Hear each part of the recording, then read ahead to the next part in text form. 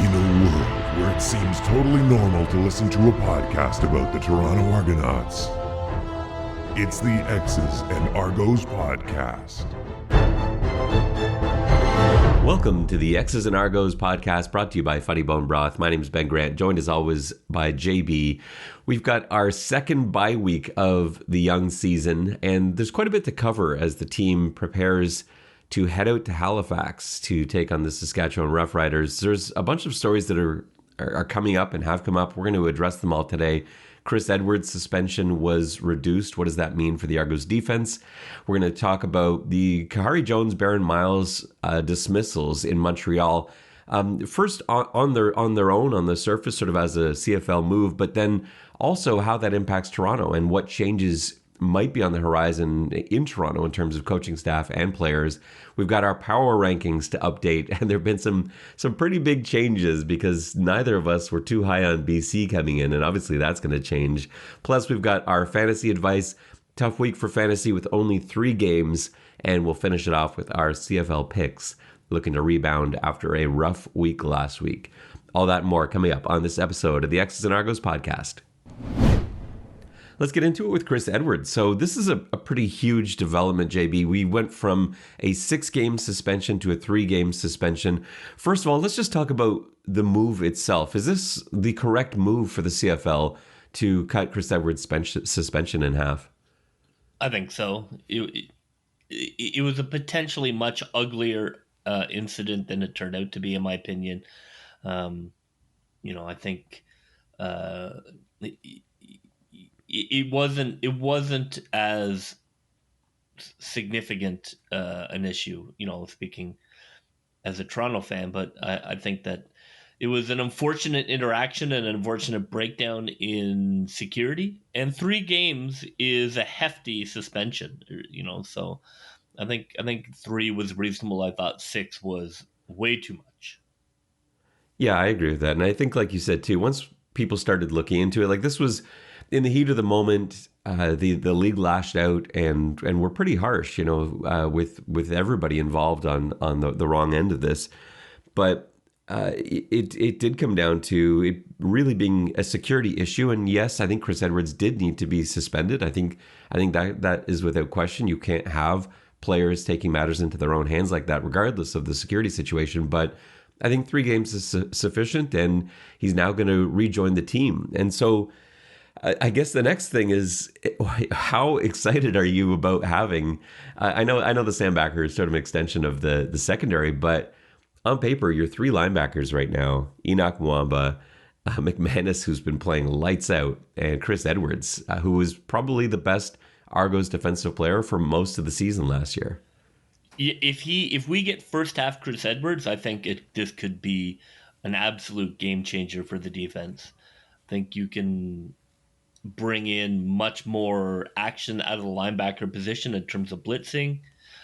There's more things you can do with your defense when you feel that those 3 linebackers can all do their job really, really well, and you don't have to have any help. I love it. I honestly think it could be a real noticeable difference in the first game in terms of the speed and the types of plays the defense can draw up. And I think Chris Edwards is, in my mind, like I know I talked about Sam being another DB spot, but in my mind, it really shouldn't quite be. I think there should be a subtle difference there. And Priester, I think, played extremely well, especially being a CFL rookie. I think he handled himself very well. Yeah. But he's just not, to me, he's not a Sam linebacker. Hasn't been trained by that. He's been a corner who happened to be able to play Sam Backer really well. Edwards brings something that Priester doesn't. And I know we're coming off a game where Priester did have some effective blitzing and stuff like that, but Edwards has an extra 25 pounds of weight on Priester. He's a big guy who blitzes a ton, and he was really effective as a blitzer last year. He had a number of sacks, a number of pressures. He disrupted as a run defender as well. So, guys like him, and anytime you can get, like Dexter McCoy is another one last year who I know he filled in all over the place, but guys like that who are sort of hybrids, who are DBs, but they can kind of play anywhere, are who you want in that Sam position. I think Chris Edwards is going to elevate the play of the defense. But also, it gives you the flexibility because you've got Robert Priester, who can now be a really good game-tested backup for either halfback spot, for either corner position, and also for that Sam Backer spot. And it allows you to expand a little bit like we saw the defense do with Dexter McCoy last year, where they ran a lot of those three-man fronts, and suddenly you throw Priester in there on the field. So you take out a defensive lineman, you add Priester to the field, and basically you're running around with two Sandbackers, two halfbacks, which just gives you a lot of difficult situations for the opposing quarterback. And Toronto used it really well last year. I know we've got a different defensive coordinator, but obviously they've gone over stuff. They've got the same positional coaches. They've seen the film. I would love to see Toronto throw something like that at Saskatchewan this coming week. Sometimes an injury is a big deal because you're losing somebody of starter quality, but sometimes an injury is an even bigger deal because you're playing dominoes with different positions and you have somebody filling in for him, who fills in for him, who fills in for him, and you're robbing Peter to pay Paul. And this is one of those scenarios exactly that to be able to put Priester back into the DB pool absolutely changes your depth, changes what you can do. It's more than just adding in a linebacker. I think it settles the defense across the board. It's a really big add. And I think the Argos, maybe in anticipating a reduction in the suspension, were smart with how they used Edwards in the preseason, in practices, in having him in there with the starting unit. So this isn't just going to be like he's coming in completely cold now, never having repped in a year. It's not like that. So he's going to come in fresh, healthy, and he's gonna be absolutely on fire. Just coming out of the tunnel next week, he's going to be all over the field. Expect to see a few highlight reel Chris Edwards plays in that first half of the Saskatchewan game. It's something I realized putting together our top 50 Argos plays last year. One of my favorite video pieces to do, but in putting together an end of year highlight reel, you realize sometimes for the first time just how impactful a certain player was. And so in that package, Chris Edwards, of all the defensive players and all the defensive plays last year, he really stood out because every game there was a Chris Edwards highlight. I think we're going to see a couple in Halifax. So yeah, I'm excited about that. Let's talk about the Khari Jones, Baron Miles dismissal. This to me is a mistake. And regardless of what you think about Khari Jones or Baron Miles as the defensive coordinator, and maybe we'll just focus in more on Khari Jones as the head coach. Regardless of what you think of him as a head coach, dismissing him through 4 weeks of the season means either you're making a mistake now in dismissing him, or you made a mistake in the offseason in bringing him back. If you are making a change this early in the year, to me, especially with a known quantity like Khari Jones, a guy that you had there previously, that means to me you should have let him go in the offseason, and that was your mistake. Now, I personally think it's a mistake on both ends because I don't think he should have been dismissed mid-season, especially after 4 games. The team's not playing that badly. They're a short field goal away from being a 2-2 football team with a huge win over Saskatchewan, arguably the biggest win in the Eastern Division this year. And that's just not a situation where I think you're looking to change someone. So to me, this reeks of it being an excuse to fire somebody, just like I felt like the replacement of Trevor Harris, the replacement where Trevor Harris came in for Vernon Adams in the middle of a game where Vernon Adams was like 2 for 4. He was playing okay, and you take him out. You were looking for a reason to take him out, and you were looking for a reason to put Trevor Harris in. And I'm not saying that was the wrong move, but you were looking for that. And that's what this feels like. They were looking for a reason to dismiss Khari Jones.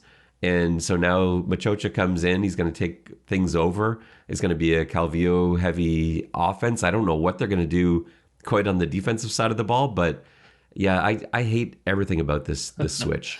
I love it because Montreal is between us and the playoffs, but I agree. Any midseason firing is a failure on behalf of the ownership management.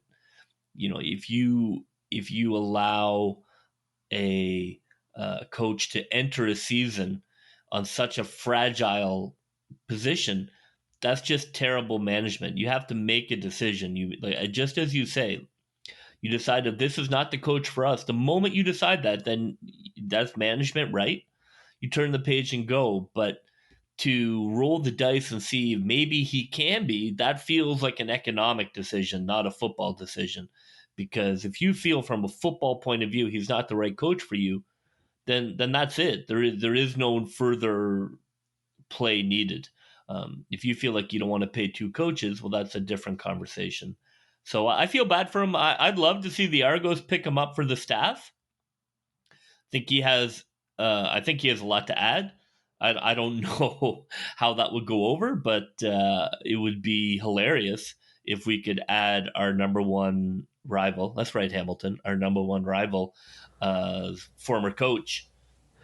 And remember, they lost their best offensive player. It was an offense, he as the head coach, and 100%. It feels like a general manager who wanted the coach again. Yeah, it completely feels like that to me, and that's what's happening. But yeah, I hate this. You lose your number one offensive weapon, the guy that your entire offense is built around, and he goes down. You're still competitive in games. Big win over Saskatchewan. You've switched quarterbacks in there as well due to injury and also situation. It's been a mess in Montreal for a few different reasons, and none of it was Khari Jones's fault. Those situations certainly weren't. So yeah, I would love to see him added to the Argos coaching staff. The good thing about something like that is we know last year from how Coach Dinwiddie handled all of those different former head coaches who were in here. Coaching on a staff where you've got Khari Jones, and not to mention Stubler and all the other guys with coaching experience, head coaching experience. Pinball Clemens looking over your shoulder, all that other stuff. Coach Dinwiddie can handle it. So bringing in Khari Jones, I don't think would be an issue that way. I would love to see him added as like an offensive advisor or something. He was a great player, great quarterback, had a great mind for the game, and so I think anytime you can bring in someone like that, it's huge. So we'll see how that works out for him. I think he probably ends up not doing anything else this season and will be very much sought after in the offseason. Let's transition to talking about Toronto and if possible changes could be coming to the Argonauts. It's a team that hasn't looked as good so far this year as they did last year. Are there potentially any coaching staff changes coming up? Changes to personnel? It's hard to change personnel. Is a big blockbuster trade coming? I can't imagine that the management is enthralled with the Tavares Daniels experiment so far this season in terms of catch per dollar spent. So that needs to be addressed. I think you look at trading him or making him the primary cog of the offense. I'm not sure, as I've mentioned ad infinitum, what the plan is there exactly. So I could see that potentially being a move. Coaching wise, I'd be really surprised. I feel like Dinwiddie has earned a second season. You got some new coaches. They've earned a second season, but after the season is over, there could definitely be some reflection about why last year went better than this year. But we'll see how they turn it around. We're only early days yet. We're only 3 games in, so I'm not. I really feel like you can't make any decisions till you're 6 in, and then what a team is. I'll address the coaching thing first, and then we can talk a bit more about Tavares and some of the other players. But in terms of the coaching staff, I might have had concerns had that Winnipeg game gone differently. I was certainly worried after the BC game about Coach Mace as a defensive coordinator. I was worried about what was happening in the secondary, the combination of Coach Fields and Coach Bell. And that, to me, sorted itself out in the Winnipeg game. I don't think Coach Mace could have called a better defense against Winnipeg. They were all over the place. The defense was just excellent all around. Everything about them, the play calls, the execution, the improvement in the secondary. Their zone coverage was fantastic. Their man coverage was great. They had surprise blitzes that really caught Winnipeg off guard. They were doing pretty much everything right. So to me, that put to rest any concerns I had about Coach Mace and the combination of Bell and Fields in the defensive secondary. And I really don't think, like you said, I don't question Coach Dinwiddie as a head coach. Now, as an offensive coordinator, I had a lot of questions, but those were addressed too. Because if you take away a couple of plays that McLeod Bethel-Thompson made, those 2 early interceptions, which are just balls he should not have thrown, you take those out, it's a really good game from the Toronto offense. And systematically eliminating all of the issues that I had with them in the first few games. They stopped running those tight end sets that we just didn't have the personnel for. They made an adjustment in terms of their route combinations. They were running stuff downfield. We had a lot of deep concepts, something that I've been complaining we didn't have enough of. And they ran a lot more quads, which was something I was asking for too. So everything that I felt they were doing wrong, they adjusted and fixed for last week. So in terms of coaching, I'm really happy with that. The one thing that remains, and I don't want to get too off topic here, but the one issue I have, maybe this transitions us into talking about DeVaris Daniels, is I still don't think Banks should be playing X. I still don't think he should be the ISO guy in the quads formation when they go 4 to one side, 1 to the other side. I think that should be Daniels. And I still think Daniels should be playing the X because that is his position. And you talk about him underperforming and maybe not getting the catches that he should be getting for his profile and his salary. He's not playing his position. And that's because Eric Rogers has been hurt. But I think before we can really evaluate DeVaris Daniels, we've got to put him back to X and then see what he looks like. And maybe you got to wait till Rogers comes back, but I still think you find a way to move guys around. I think if you're keeping the same personnel, like I've been saying for a few weeks now, you find a way to either put Phillips in at W or you put Richardson in at W. Someone's got to be able to play that spot, allowing Brandon Banks to go back to a spot that he's more comfortable in, allowing DeVaris Daniels to play X. So that's the one thing I'm waiting to see the Argos staff change. But everything else they've done. So yeah, I don't think any Toronto coach to me is on the hot seat right now. Any other players stand out to you where you think, maybe they need to bring someone in, maybe there needs to be a move here? They're going to need to bring in some offensive line help.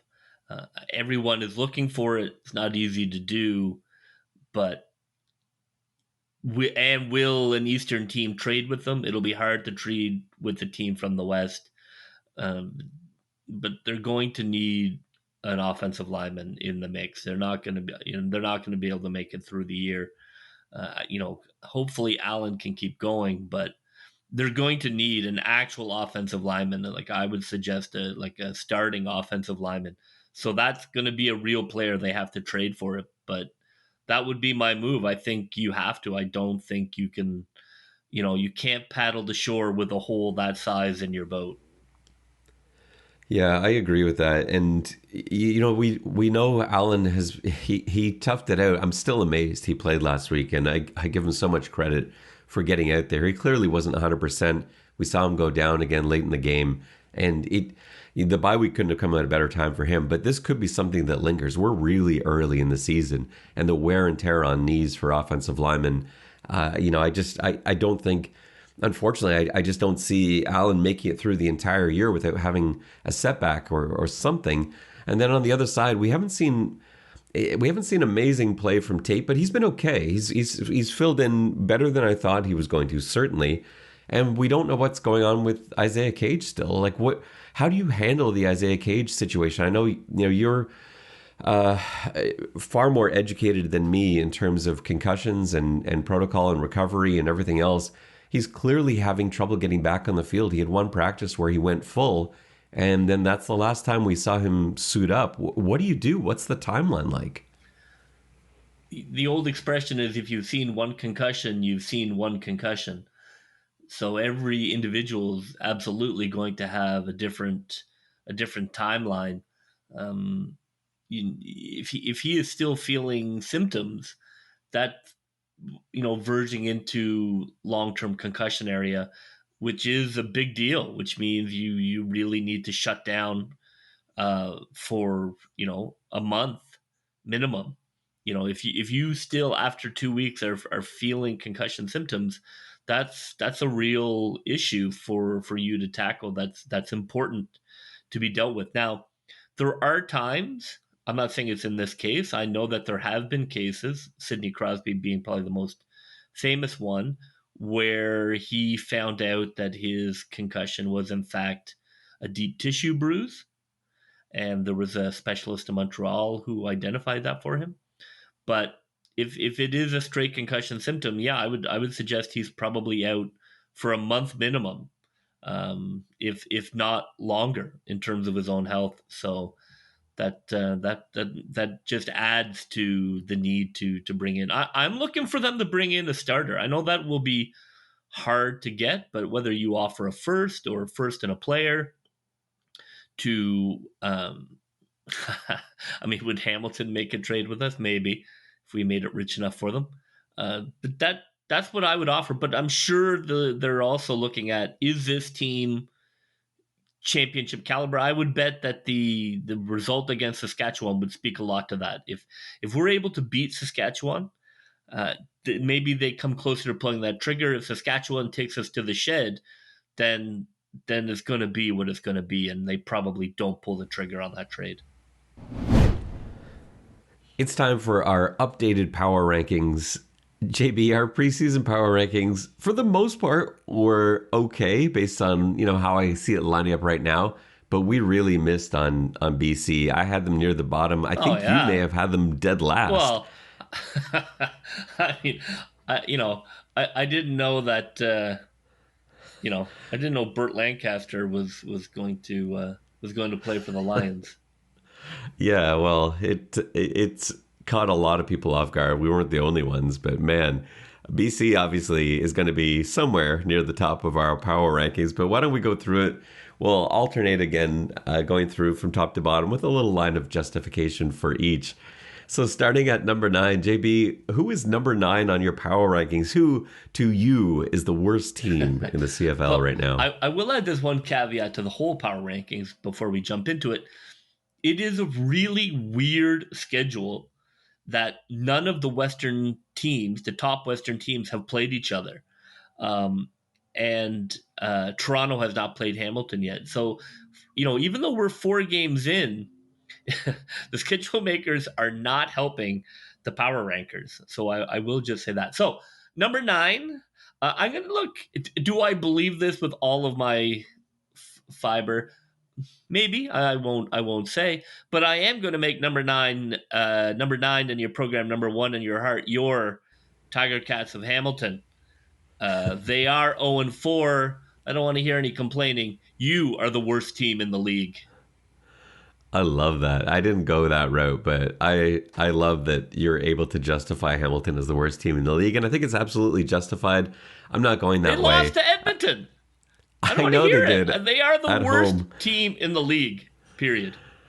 I have trouble arguing with that. I tend to do, my power rankings go to me more by eye test, and Hamilton really could have a couple wins that went the wrong way. That's the case for a lot of teams, and sort of like what you were saying with the scheduling, it could just be like Winnipeg. I know Winnipeg's undefeated. It's possible that Winnipeg is not a very good football team. They beat Ottawa twice. Maybe Ottawa's not a very good football team. They beat Toronto barely. Toronto really did outplay them, with the exception of 2 horrible plays and a missed extra point.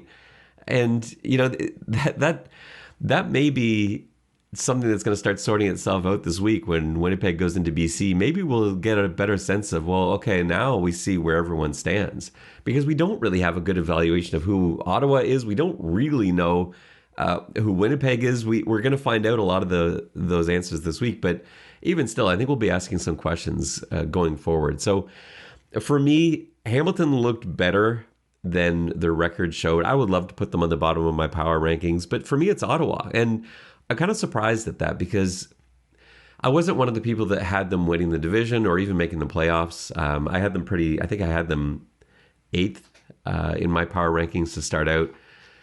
I just haven't seen enough from them yet. And after 2 seasons of being absolutely terrible, of being the worst team in the league, I need to see more from Ottawa. I need to see that they know how to win, and they haven't shown that yet. They haven't won yet. So maybe this is the week and they'll actually put a win together, but I don't project that. I don't see that. So to me, your Ottawa Red Blacks are number 9. I'll go number 8 next. And I know people have an issue with this because we've seen a head-to-head. I've got Edmonton at 8, not Hamilton, even though Edmonton beat Hamilton. Because again, I'm just looking at the eye test, and I think about Toronto playing against these teams. I have no fear about Toronto playing against Ottawa. That's why they're 9. When I look at like Hamilton and Edmonton, I would much rather play Edmonton. I know you've got the revenge of Khari Jones and stuff like that, but I'm putting that sort of emotional part of it aside. I just don't think Edmonton is a good football team. I think Hamilton, if they have their day, can beat anyone in the league. I think Edmonton is weeks away from being able to string wins together. So for me, they're number 8. My number 8 is Edmonton as well. It's close. Look, everybody's really close. Edmonton and Ottawa are really close statistically if you look at different aspects. I think Ottawa, to me, gets a little bit of a boost because they pushed BC. But I think Edmonton, we'll see with the new quarterback if that kind of fires them up.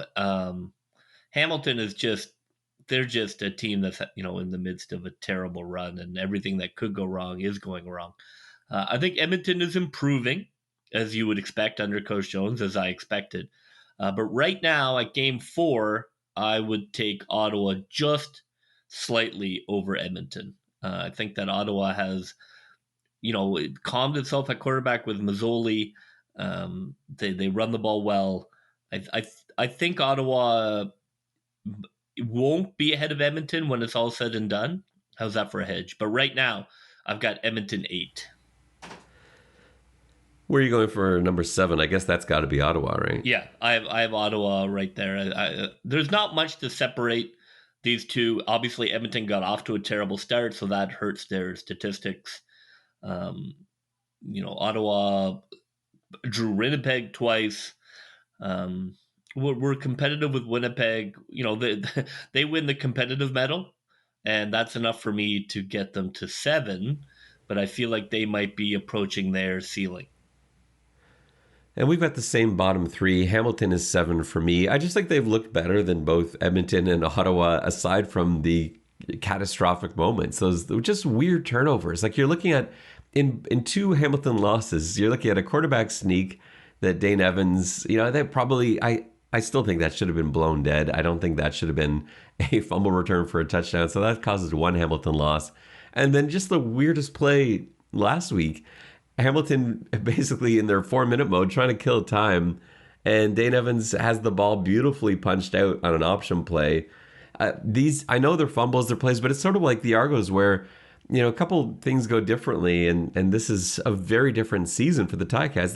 They really should be 2-2, but they're not. So that's why I've got them at 7. We've got the same bottom 3, but yeah, I've got Hamilton 7, Edmonton 8, Ottawa 9.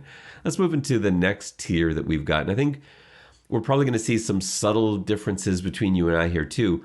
What I will say, just before I get to 6, is I love the parity that there is this year. Instead of, like, 2019 was the worst, where Toronto was so bad, Ottawa was so bad, it was basically an automatic win for any team that played either of those 2 teams. Last year, it was the Red Blacks that were an automatic win, and it was so frustrating because I think Montreal played them every other week. And so from a Toronto perspective, that was really annoying. There is no team like that. So even those basement 3, Hamilton, Edmonton, Ottawa, I think those teams can beat any team on any given week, with the exception of maybe one team that stands out above everyone else. But everyone else is pretty close. So my number 6 team is Montreal. And for me, I think they were outplayed by Toronto. I know Montreal missed a 21-yard field goal. They probably should have won from that respect, but let's not forget Toronto was the better team that day. Toronto dominated Montreal for huge sections of that game, and I just think they're a better football team. So we're talking about that next tier. I think Montreal is at the bottom of it, and it's not helping that they just fired a head coach I like and a defensive coordinator that I like. So for me, Montreal's got to be at the bottom of this next tier of teams, number 6. Yeah, for me, 6 is Toronto. I have Montreal above Toronto. I think Toronto has shown flashes of what they might be, but I didn't think they played particularly well in that first Montreal game. Thought they played well in the second half against Winnipeg. Obviously, the British Columbia game skews things quite a bit in terms of statistics. Um, I think statistically Montreal is stronger. They have a stronger offense. Really, the only thing Montreal can't do very well is stop the run. But statistically, they're a better team than Toronto. I have Montreal ahead of Toronto right now until Toronto figures out its offense. I think Montreal is just ahead of Toronto, and of course, playing in Montreal is still the nightmare it's always been. So that to me gives them the nod. And Toronto's your number 5? Toronto, I have at 5, yeah, and then we head out west. So yeah, I've got Montreal is my 5. Oh, sorry, Montreal at 5. I mean, yes, Montreal I've got is Toronto my at 5, and then we head out west. Yeah, yeah, and I've got Toronto as my 5 for the reasons that I said before in breaking down Montreal. But I do think I think they are 5-6. I can't, we're talking about small differences. We've got the same 7-8-9 essentially. We've got the same 5-6 essentially, and now you've got the good teams in the West as 1 through 4. If you look statistically, though, Montreal is pretty solidly better than Toronto in almost every category. They are, but I think it's because Toronto has been really good at shooting themselves in the foot. Yeah, I think that agree. has skewed things. No, this is right. This is not an end of year. I'm just saying after the quarter. Yeah, I guess it's pretty close to me. So number 4, I really wanted to try and find a way to put Winnipeg here at number 4 because I just don't think they're what they were before. I expected them to be one of the best teams in the league again, and they are still a very much mistake-free team.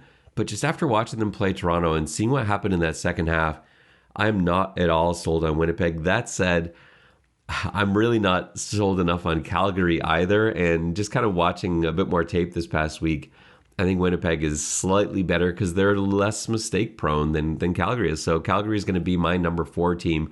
I think they're a good team. I think they can play against anybody, but their quarterback play is not as good as it has been in years past. And I don't think they're ready to move on quite yet either. So there are some questions there. And I think they're in trouble going to Edmonton tonight. I think that's going to be a much tougher game than most people feel. So I've got Calgary at 4. I also have, it'd be nice to be a little different from each other, but I also have Calgary at 4. Calgary's been a real surprise to me. I didn't think they were going to be that good. Of course, that's a great franchise, and I guess it's not surprising that they've got their act together. They have, they have won a lot of very close football games. That tends not to be a sustainable model. So I'm gonna still hold off on putting Calgary ahead of the Grey Cup champs at this point. But Calgary certainly has impressed me. I just wonder how many more games they're going to win by 3 over the course of the season. Who's your number 3? Number 3, I have Winnipeg. I think Winnipeg, like you say, Winnipeg, from a coach's perspective, I bet Winnipeg was a wonderful, cool breeze for the Argos defensive coordinator when he watched their film, where on a very different level, but from a high school level, when you play a team that runs spread and you're chasing the quarterback everywhere and you're like, holy moly, how am I going to shut down this circus? And then you get some team that lines up and runs, runs straightforward routes and drop back quarterback. You're like, all right, here we go. Thank you. That's what I feel Winnipeg is. They are the Grey Cup champs. Mike O'Shea is my guy. I still think he's the best coach in the league. I can't put them 1-2, but they deserve to be 3. Defensively, they're still very good. Fundamentally, they're a very good football team. They force teams to play perfect, and most cannot. So I hope this is not seen as any disrespect. I think Winnipeg is a hell of a team, and I'll be damned if they don't just end up running their vanilla offense and vanilla defense into the Grey Cup. That would be a win for football purists But yeah, I like Winnipeg at 3. Their defense is still quite good. Their offense, as much as he's our fantasy favorite, their offense still has some significant issues. Brady Oliveira, not really getting it done. So I think they are a clear 3 behind the two powerhouses. Yeah, and I see that as well. I don't think Winnipeg just doesn't have the stars that they had before, because the difference between the Winnipegs that were winning Grey Cups and what we see now is, the coaching's still the same quality. I know they've lost coaches and they've still managed to keep it because, like you said, O'Shea is the best head coach in the league. I don't think there's any question about that. But the difference is there's nobody that strikes fear in you like we've seen from Winnipeg teams in the past. To lose Lawler and Harris, that's huge. Yeah, and their defense they don't scare you the way they did before. That people have sort of found ways to work around that deadly pass rush, and that really wasn't an issue with Toronto last week. They found a way to work around it, and they were able to set and get deep sets, even with Shane Richards coming in at right tackle, with Tate, who's been a bit questionable at left tackle. It just wasn't really a problem. They found ways around it, and that Winnipeg D-line isn't what they were. But that said, they just don't make mistakes, so they belong in the top 3, but because they lack that star, they're number 3 for me. So my number 2 is Saskatchewan. They're just simply not as good as BC. BC's in a tier on their own. Saskatchewan belongs in a tier with Winnipeg and Calgary to me, and they are the best of those 3. They had a hiccup in Montreal, but a lot of people have hiccups in Montreal. It's a really tough place to play, and they were working with a new center for the first time, which did really impact their game. You saw how different Saskatchewan looked last week when they were able to rectify things versus what they looked like the week before, dealing with a rookie center for the first time. They changed everything around. Last week suddenly they're running power formations and really getting the ball out quick, and that's not what we saw in Montreal when they lost. They were trying to run their regular Saskatchewan offense, and it just wasn't happening. So that's the reason for the hiccup for me. I expect them to fix things and separate themselves a little bit from Winnipeg and Calgary over the next few weeks, but they're still not as good as BC. So Saskatchewan's my number 2. My number 2 are the Lions of British Columbia.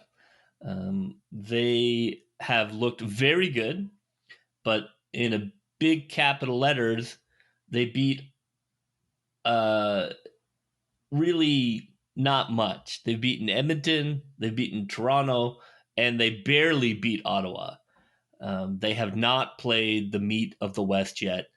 I love Rourke. I think BC is very good. Statistically, they are fantastic. Saskatchewan was my preseason number 1. That Montreal loss was a really tough short week, and like you say, the center went down.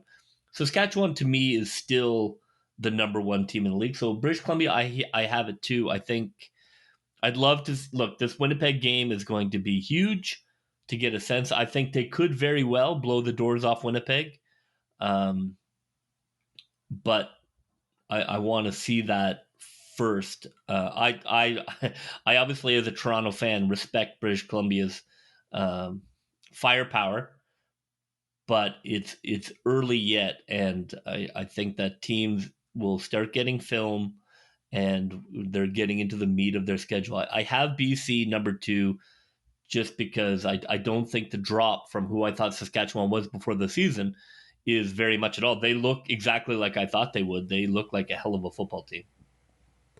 And BC's number 1 for me because they have done something that no one else has done in the CFL this year, which is blow the doors off 2 different teams. They looked absolutely dominant in 2 different games, and then looked very competent in a game where things didn't go their way, and they still found a way to win on the road. And to me, that's what separates BC from Saskatchewan. I think BC's got more playmakers, more guys that have done what they're supposed to do. We haven't really seen that from the Saskatchewan receivers that we expected to dominate. Like Duke Williams hasn't really been himself. I know he's been banged up, but it's not like the Lions have been without injuries. They've lost a ton of guys. So to me, they're ahead. But like you say, this BC Winnipeg game, is going to tell us a lot about both who the Lions are and who the Bombers are. So I'm sure this, just like every other power rankings, it's going to have to change week to week. But I'm pretty happy with where we are now. The only difference I see in my list from your list is that our tiers are a little different, because I have BC in a tier on their own, and then I have Saskatchewan, Winnipeg, Calgary, whereas you have, it sounds like Saskatchewan, BC sort of together in the same tier, but Saskatchewan a little bit ahead. Yeah, I for sure. Saskatchewan, for me, my tiers would be Saskatchewan, Winnipeg, and then, Saskatchewan, BC, and then after that, I would probably go 4 teams. I would probably go Calgary, Winnipeg, Montreal, Toronto. I think that's tier 2 for me. I think those 2 Eastern teams are right there with Calgary and Winnipeg, as shown by when they played each other. But I think you look at Saskatchewan. Like, Saskatchewan is number 2 in offense. They're number 2 in rushing defense. I think they're number 4 in passing defense. They have 21 sacks. I think Saskatchewan is just going to get better. So I think that they are still the cream of the crop. They actually now have the best defensive line in the league, and that's something that has really propelled them. So I get, like, I'm not saying they're not a deserving team, but I'm not scared of their offense the way I'm scared of BC's offense. But yeah, I think they have the best defense in the league. I think they're going to be really tough to score points on as they gel more and get better. That defensive line is sick. I think too that the BC Ottawa film will be instructive. I mean, that's the nature of professional football, is when you play a team and they play you tight, everybody goes to school on that film. So now, can you do something else where there wasn't a lot of film, and maybe Toronto, like me, didn't necessarily feel like BC, it's BC, and they went out and got their doors blown off. But now, film is gathering. Ottawa played them tough. Ottawa easily could have won that game. That'll be interesting to me to see how BC adjusts to the league adjustments as more film is gathered. The next time we do power rankings at the halfway mark of the season, I'm sure our lists will be entirely different. But yeah, for now, I feel pretty good about where we are. It's time for our world famous fantasy advice, JB. We put together another winning performance this week. The X's and Argos fantasy team is on fire right now. And so, yeah, our fantasy advice should be much sought after. This is a tough week for fantasy players because you've only got 3 games on the schedule, with Montreal, Toronto, and Hamilton all on their bye week. I think there's 2 ways you can go strategically here. I think you can either sort of load up in the backfield and really spend money on 2 running backs that you know are going to get points, looking at James Butler and Kadeem Carey. Or you can really spread the wealth out and go with $5,000 players pretty much across the board. And there's some real hits there. I would not spend money this week on a high profile receiver. I just don't think it's worth your while. I think there are so many value receivers that you can play in the receiver spot and in the flex spot that are going to generate points. And so I think one of those 2 strategies is the way to go. Don't spend a lot of money on a quarterback this week. Don't spend a lot of money on receivers this week, and then make your lineup from there. So when we put together our lineup, we like Zach Collaros at quarterback, $7,920. In terms of the quarterbacks available, he's basically in the same price tier as Jake Maier, who's not even starting, and Trey Ford, who's got his second start, Drew Brown. Like, these are all basically the same price. You're $900 more for Collaros. That's huge value. I don't care if he's on a short week and his offense isn't exciting. No, and I don't love the matchup, but at that price, you can't say no. He's a good quarterback. He's going to move the ball okay. I think the price point is the selling point. And I know a lot of people have been riding Nathan Rourke all year, and you're probably undefeated if you have been, or maybe you lost in week 2 and BC was on a bye. But yes, I know he's got you a lot of wins. He's $12,700 this week. He's without Burnham. He may be without Lucky Whitehead. We don't know how that's going to work out. Winnipeg's defense is better than all the defenses he's played so far. I'm not anti Nathan Rourke. I think he has looked like the best quarterback in the league so far. I'm a big fan of his. I'm cheering for him. I just don't think the value is there. And I've been wrong every week so far because I haven't thought the value's been there any of these weeks. And he's proved me wrong 3 times. I don't think the value's there this week. So, yeah, I would spend my money on Zach Collaros. I think Trey Ford is the only other way I'd go. Maybe Bo Levi Mitchell at 8,500. But I think Collaros is the easiest play at quarterback. Yeah, it's not so much how much better he is. The question is Collaros, how closer is Collaros to the number 1 guy than, say, your running back if you chose the number 3 running back who might do nothing for you. So I think Collaros, is going to give you something, as opposed to if you really have to spend nothing on a offensive position. I hate the matchup, but I think Collaros is good for 250 and a touchdown. For running back, we really like James Butler this week. So I talked about those 2 strategies you can go. We went with heavy on 1 running back. James Butler is the most expensive running back on the board this week. And that's not something we typically like to do, but I just think he's got a real opportunity this week. He had that huge week 1 and then really settled down after that. I think they're going to have to rely on their run game a little bit more this week with receivers being banged up. I think also the Argos showed that you can run on Winnipeg. It's much easier to run on them than it is to pass on them. And I think BC is going to be playing from ahead most of that game, which lends itself to more run plays. So I think James Butler is absolutely worth the $10,011 that we'll spend on him. It means we got to go light elsewhere, but I really like that as your big running back play. The only other guy I would pay that money for, Kadeem Carey, at 8,600. If you wanted to go with him instead of James Butler, I think that's fine. I even like Jamal Morrow, not so much, like he doesn't have the value that he did early in the season. He's now costing you $8,000, but last week it looked like Saskatchewan was moving to a more Jamal Morrow featured offense. But that said, they've taken him off special teams. It looks like he's not going to be doing the returning that he was in previous weeks. So I just don't know that the value is there for him. So for me, if you're going to go big, it's on either Kadeem Carey or James Butler.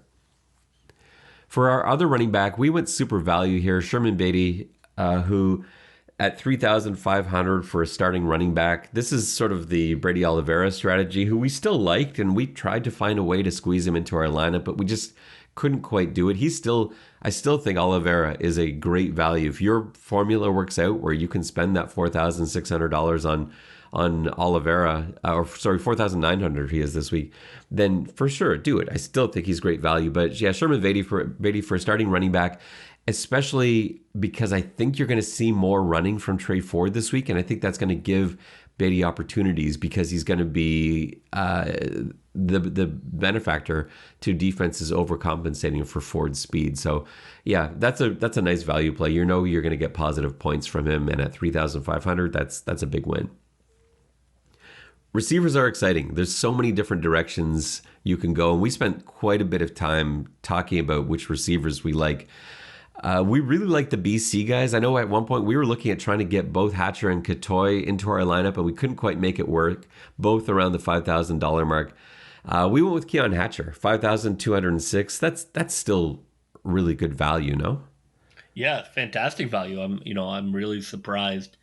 Maybe that was based on they thought he wasn't going to be a priority, and then the injuries came out. But at that price, I think it's a steal. And I think especially if Lucky Whitehead doesn't go, and he hasn't practiced yet this week because he's dealing with that, or he hasn't practiced fully yet this week because he's dealing with that ankle injury. I would expect even if Lucky Whitehead can go, he's not going to be 100%. So I think investing in Hatcher is good. I don't expect him to have as big a game as he did last week. He basically got people fantasy wins, including us last week. But, I still think he'll put up good numbers, better than his expected production based on that value. If you're going elsewhere, I think Katoy is a good play. Pretty much any other BC receiver is a good play. I think you're probably paying too much for Dominique Rhymes, but anywhere else you want to go on BC, I think is fine. I really like Michael Picton value-wise for Saskatchewan. 3,658. He's going to be featured this week. I think they've got him playing. They've got him playing X. He's going to be in probably as their primary guy if Duke Williams can't go. We know Evans is out. There's just not a lot of targets left to go to. We like Schaefer Baker as well. And so we've got those two guys sort of as our receiver and our flex because it's just good value. Now, Schaefer Baker has gone up in price, 6,185, but I loved how they were using him last week. They were just trying to get the ball in his hands. And, Picton's going to be the same way. There's going to be more focus probably on Schaefer Baker this week. Picton's going to find himself open, but I like those quick passes to those guys. Let them make stuff happen after the play, go for a run. We saw that with Keenan Schaefer Baker's touchdown, but I think we're going to see a little bit more play for Picton this week. So, yeah, I love those two guys. Great value.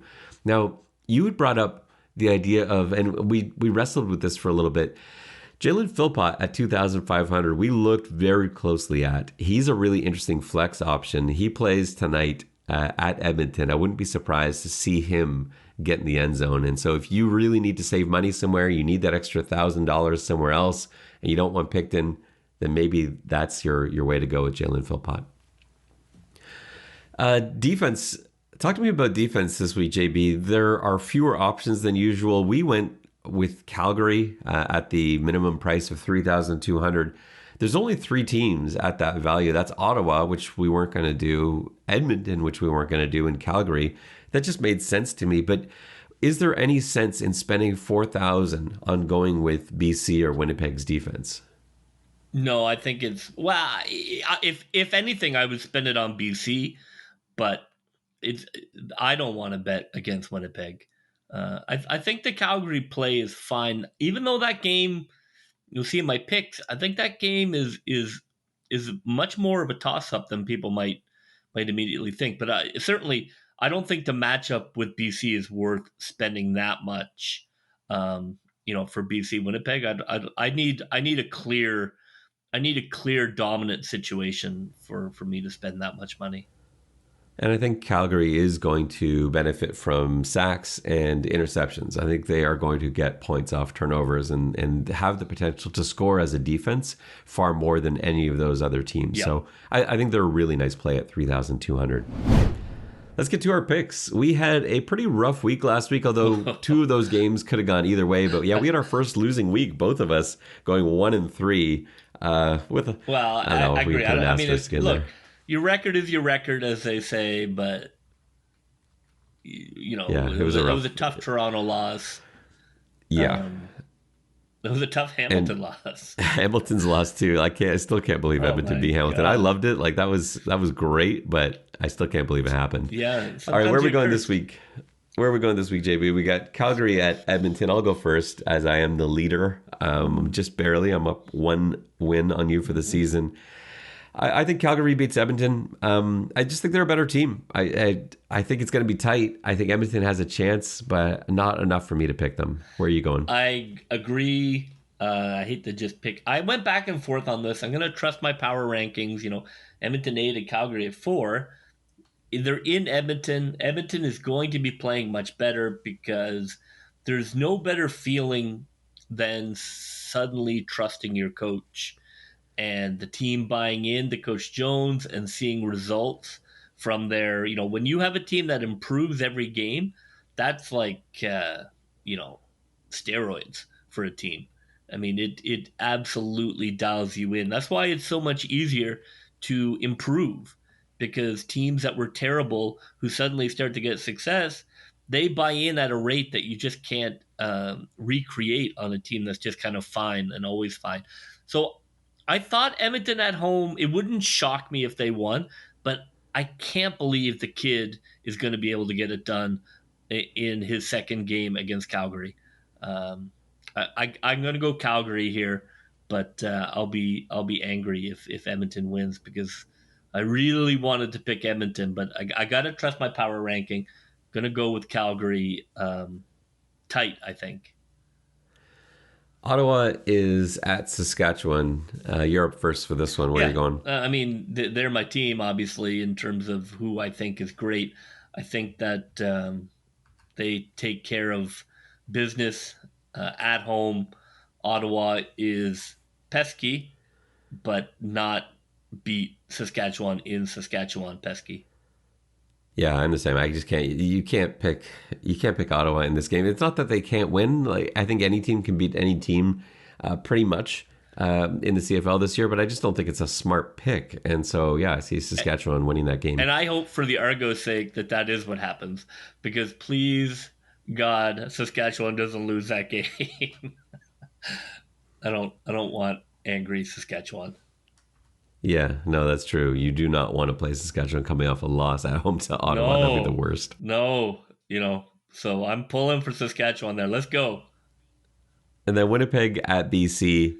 The Lions, I'm just going to keep picking the Lions until they lose because they look like the best team in the league. They are my number one team, so I will take them over anybody until they give me a reason not to. That's why I... You know what? I'm going to go back. Can I go back and change a pick? Yeah, all right. That's fine. Yeah, because I hate us having the same picks. That's boring. I'm going to take Edmonton over Calgary. All right. So it's what my gut... It's what, the heart wants what the heart wants.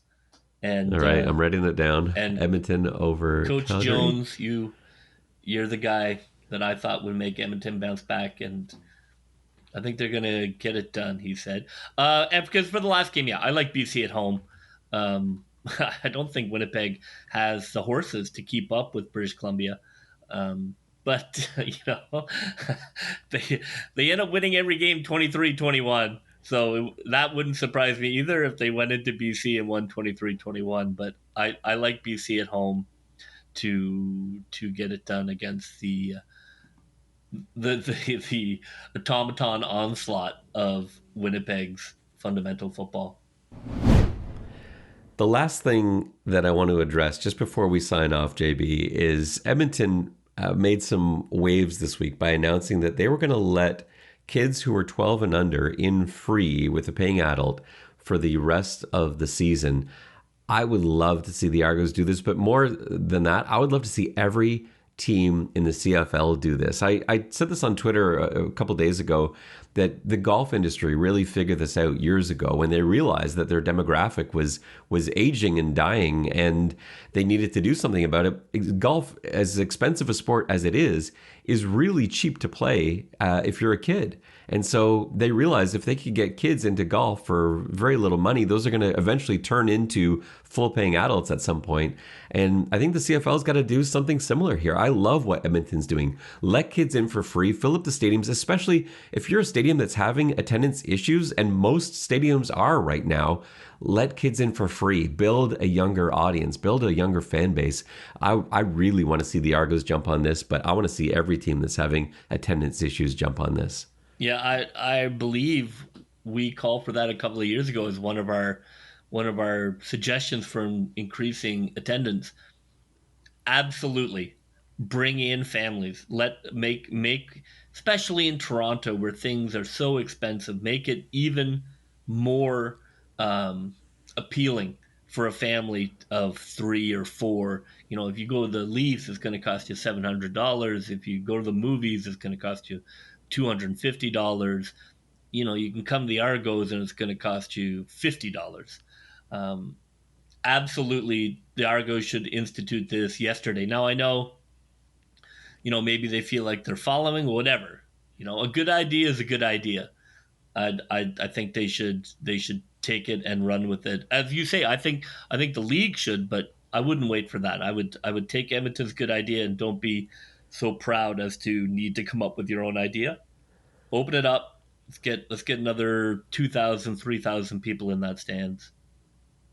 Well, that will just about do it for us on this bi-week edition of the X's and Argos podcast. JB, you will be in Halifax next week as the Saskatchewan Roughriders hopefully are coming off a win over the Ottawa Redblacks, and they come in to play the Toronto Argonauts out east for Touchdown Atlantic. So I'm pretty excited to hear about everything that you've got to say in your covering of that event, and I'm hoping the Argos can get back in the win column with that one too. For JB, this is Ben Grant saying so long, and may all your pre-snap reads be good ones. I'll see ya. Go, Toronto Argos, go, go, go. Pull together, fight the foe.